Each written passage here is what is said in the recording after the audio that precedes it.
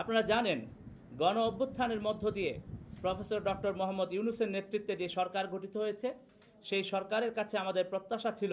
সরকার দায়িত্ব নেওয়ার পরপরই আহতদের সর্বোচ্চ চিকিৎসা নিশ্চিতকরণ, একটি পূর্ণাঙ্গ শহীদ তালিকা প্রণয়ন, ডিএনএ প্রোফাইলিংয়ের মাধ্যমে রায়ের বাজার গণকবরে কবরস্থ সকল অশনাক্তকৃত শহীদদের লাশ শনাক্ত করে শহীদ পরিবারের সদস্যদের কাছে ফিরিয়ে দেওয়া এবং আহত ও শহীদ পরিবারের সদস্যদেরকে অর্থনৈতিকভাবে স্বাবলম্বী করে তুলতে কার্যকর পদক্ষেপ নেবে। পাশাপাশি গত 15.5 বছর ধরে অব্যাহতভাবে গুম, খুন, গুপ্ত হত্যা, বিচারিক হত্যাকাণ্ড, প্রহসনমূলক নির্বাচনের মাধ্যমে মানুষের ভোটাধিকার কেড়ে নেওয়া ও জুলাইয়ে গণহত্যা চালানোর দায়ে ফ্যাসিস্ট দল হিসেবে আওয়ামী লীগ এবং এই অপরাধগুলোর সাথে জড়িত প্রত্যেককে বিচারের মুখোমুখি করতে সরকার দৃশ্যমান ও কার্যকর পদক্ষেপ গ্রহণ করবে বলে গণঅভ্যুত্থানের ফলে গঠিত সরকারের কাছে দেশের আপামর ছাত্র জনতার প্রত্যাশা ছিল।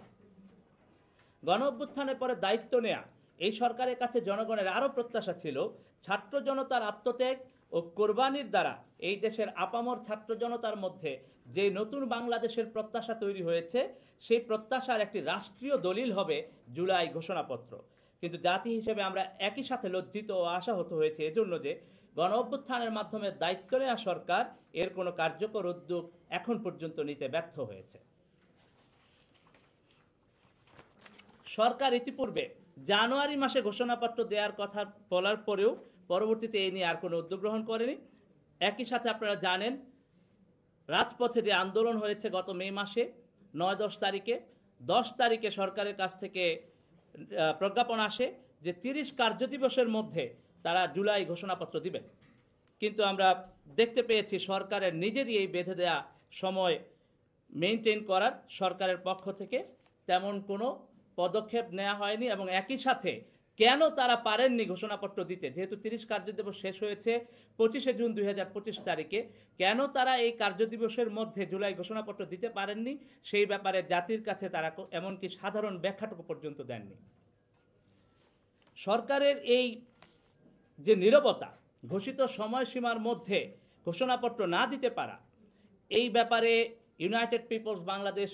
বাংলাদেশ বিশ্বাস করে এই আচরণ বাংলাদেশের মানুষ জুলাইয়ের শহীদ আহত যোদ্ধা এবং সর্বোপরি গণ অভ্যুত্থানের আকাঙ্ক্ষার প্রতি অমর্যাদাকর। আমরা আজকের সংবাদ সম্মেলন থেকে সরকারের কাছ থেকে সুস্পষ্টভাবে এর কারণ দাবি করছি। পাশাপাশি আজকের সংবাদ সম্মেলন থেকে আমরা একথা স্পষ্টভাবে জানিয়ে দিতে চাই, জুলাই ঘোষণাপত্র কোনো প্রাইভেট ইনিশিয়েটিভ হতে পারে না, এটি একটি রাষ্ট্রীয় দলিল। ফলে জুলাইয়ের ঘোষণাপত্র অবশ্যই সরকারকে দিতে হবে। এর ব্যত্যয় হলে জুলাইয়ের ছাত্র জনতা প্রয়োজনে আবারও রাজপথে নেমে এসে সকল রাজনৈতিক দল, মত ও জুলাইয়ের অংশীজনকে সাথে নিয়ে সরকারের কাছ থেকেই জুলাইয়ের ঘোষণাপত্র আদায় করে নেবে ইনশাআল্লাহ। জুলাই গণ অভ্যুত্থান যেহেতু স্বাধীনতার পরে বাংলাদেশের ইতিহাসের সবচেয়ে বড় রাজনৈতিক ঘটনা এবং একটি অভূতপূর্ব গণ অভ্যুত্থানের মধ্য দিয়ে যেহেতু 36 জুলাই বাংলাদেশের আপামর ছাত্র জনতা একটি স্বৈরাচারী ফ্যাসিস্ট সরকারকে ক্ষমতাচ্যুত করে ভারতে পালিয়ে যেতে বাধ্য করেছে এবং ইউনাইটেড পিপলস বাংলাদেশ এই গণ অভ্যুত্থানের মধ্য দিয়ে গড়ে ওঠা অভ্যুত্থানে নেতৃত্ব দান ও অংশগ্রহণকারী তরুণদের একটি রাজনৈতিক উদ্যোগ, তাই বাংলাদেশের মানুষের জীবনে এই ঐতিহাসিক অর্জনকে গোটা 36 দিন ধরেই নানাভাবে স্মরণ ও উদযাপন করবে ইউনাইটেড পিপলস বাংলাদেশ। 36 দিনব্যাপী আমাদের এই কর্মসূচির কেন্দ্রে থাকবে শহীদদের রাষ্ট্রীয় স্বীকৃতি, আহতদের সুচিকিৎসা নিশ্চিতকরণ, শহীদ পরিবার ও আহত যোদ্ধাদের অর্থনৈতিকভাবে স্বাবলম্বী করে তোলার রাষ্ট্রীয় উদ্যোগের দাবি, গণকবরে অশনাক্তকৃত শহীদদের লাশ ডিএনএ প্রোফাইলিংয়ের মাধ্যমে শনাক্ত করে শহীদ পরিবারের সদস্যদের কাছে ফিরিয়ে দেওয়া, ফ্যাসিস্ট দল হিসেবে আওয়ামী লীগের বিচার, গুম, খুন, গণহত্যার সাথে জড়িতদেরকে বিচারের মুখোমুখি করা এবং জুলাইয়ের ঘোষণাপত্র আদায়। এই লক্ষ্যকে সামনে রেখে ইউনাইটেড পিপলস বাংলাদেশ 1 জুলাই থেকে 36 জুলাই পর্যন্ত নিম্নোক্ত কর্মসূচি ঘোষণা করেছে। 1 জুলাই থেকে 36 জুলাই পর্যন্ত দেশব্যাপী গণসংযোগ চলবে। 4 জুলাই বরিশাল বিভাগীয় গণসংযোগ, 5 জুলাই রংপুর বিভাগীয় গণসংযোগ, 11 জুলাই চট্টগ্রাম বিভাগীয় গণসংযোগ, 12 জুলাই সিলেট বিভাগীয় গণসংযোগ, 15 জুলাই নারী শিক্ষার্থীদের প্রতিরোধ স্মরণ, 16 জুলাই দোয়া ও শহীদদের কবর জিয়ারত,